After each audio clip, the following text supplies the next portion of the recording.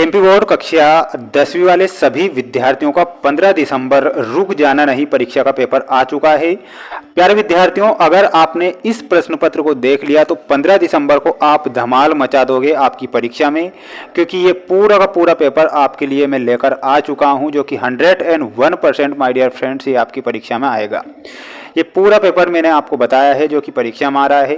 इसलिए जितने भी बच्चे इस वीडियो को देख रहे हैं तो प्यारे विद्यार्थियों, पास होने के लिए आपको पढ़ना होगा, क्योंकि जो पेपर बताऊंगा 100% मैं वादा आपसे कर रहा हूं कि पेपर आपका मैं बाहर नहीं जाने दूंगा। इसलिए आप इन प्रश्न पत्रों को रट लीजिए, छाप लीजिए अपनी कॉपी में।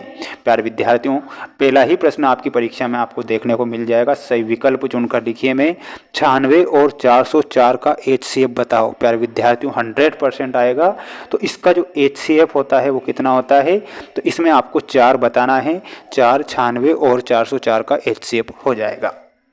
यदि द्विघात बहुपद ax² plus bx plus c के शून्यक अल्फा एवं बीटा हो तो अल्फा और बीटा का मान कितना होता है। प्यारे विद्यार्थियों, अल्फा और बीटा का मान हो जाएगा c/a। तो यहाँ पर आपको c/a करेक्ट उत्तर के रूप में लिख कर आना है। समीकरण निकाय a1x plus b1y plus c1 बराबर 0 तथा a2x plus b2y plus c2 बराबर 0 के एक अद्वितीय हल होने की शर्त लिखिए। तो इसकी शर्त क्या हो जाएगी, और वो हो जाएगी a1/a2 बराबर नहीं b1/b2। ये ध्यान रखना है माय डियर फ्रेंड्स। एक और बात मैं आपसे कहना चाहूँगा, आप सभी बच्चे जितने भी इस वीडियो को देख रहे हैं, अगर मेरी मेहनत आपके लिए अच्छी लग रही है तो आप चैनल को ज़रूर सब्सक्राइब करके रखेंगे, क्योंकि मेरा यही चैनल आपको आपका रिजल्ट बताएगा और 100% लाइव रिजल्ट में बताऊँगा जो आपकी परीक्षा में आएगा। निम्न में से किस वर्ग समीकरण का मूल 2 है। प्यारे विद्यार्थियों, इसमें आपको लिखना है 2x² माइनस 7x प्लस 6 का जो समीकरण है उसका मूल निकलेगा 2। -3 माइनस 1/4 2 का 11वां पद होता है। प्यारे विद्यार्थियों, इसमें आपको 22 लिखना है। यदि दो ठोस समान आधार त्रिज्या r के अर्धगोले आपस में आधार से सटाकर जोड़ दिए जाते हैं तो इस प्रकार प्राप्त नए ठोस का वक्रीय पृष्ठ का जो क्षेत्रफल होता है वो क्या हो जाएगा। तो इसमें आपको 4πr² बताना है। आप स्क्रीनशॉट ले लो, अच्छे से रट लो ये पूरा पेपर, क्योंकि 100% प्यारे विद्यार्थियों में वादा आपसे कर रहा हूँ कि पेपर आपका बाहर नहीं जाएगा। दूसरा प्रश्न आपसे पूछा जाएगा, रिक्त स्थानों की पूर्ति कीजिए में। समीकरण 3x² माइनस 2x प्लस 1/3 बराबर 0 का विविक्तिकर बताइए। तो इसका जो विविक्तिकर होगा वो शून्य होगा, इसलिए इसमें आपको शून्य लिखना है। एक समांतर श्रेणी का प्रथम पद a सर्वांतर d हो तो nवां पद ज्ञात कीजिए। तो nवां पद आपको मैं बता देता हूँ प्यारे विद्यार्थियों, वो हो जाएगा a प्लस n-1d। ये आपको ध्यान रखना है। सभी त्रिभुज समरूप होते हैं, तो सभी समबाहु जो त्रिभुज होते हैं वो समरूप होते हैं।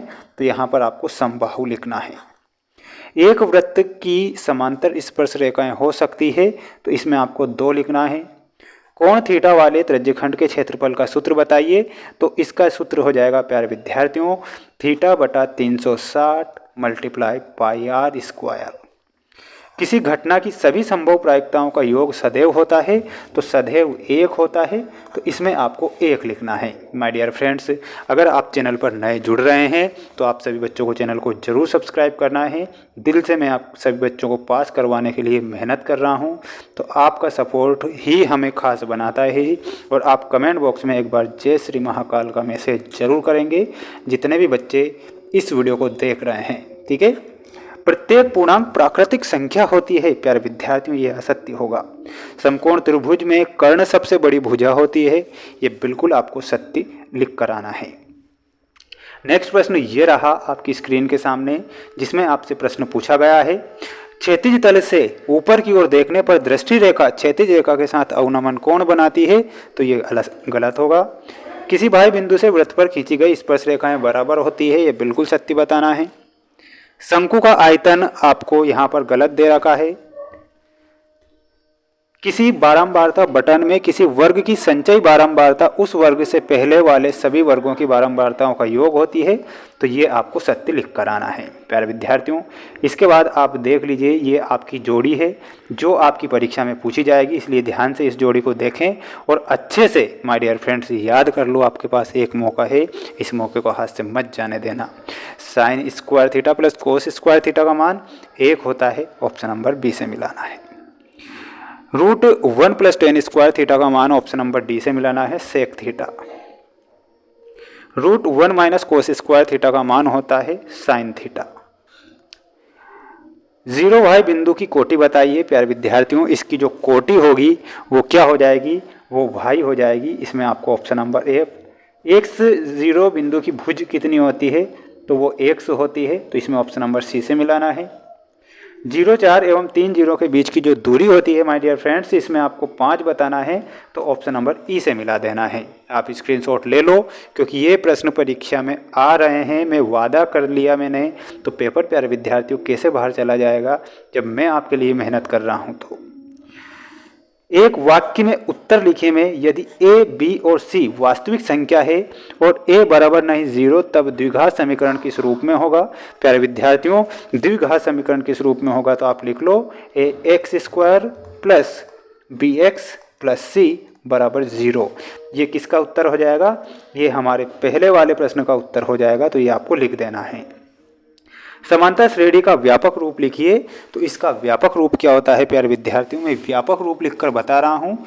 इसमें लिख लेना है ए कोमा ए प्लस माइनस डी कोमा ए प्लस माइनस 2d। ठीक है, इस प्रकार ये संख्या चलती रहेगी, ये आपको लिख देना है।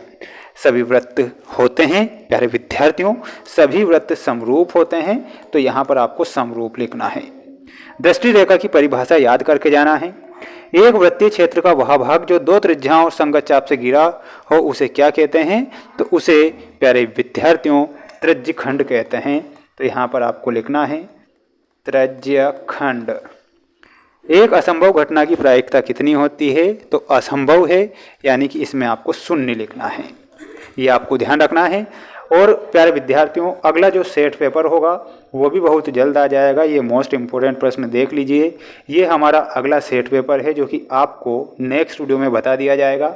4 सेट पेपर में बताऊंगा जो कि मोस्ट इम्पोर्टेंट हैं आपकी परीक्षा के लिए। अच्छे से मेहनत करके जाइएगा। Best of luck. जय हिंद, वंदे मातरम।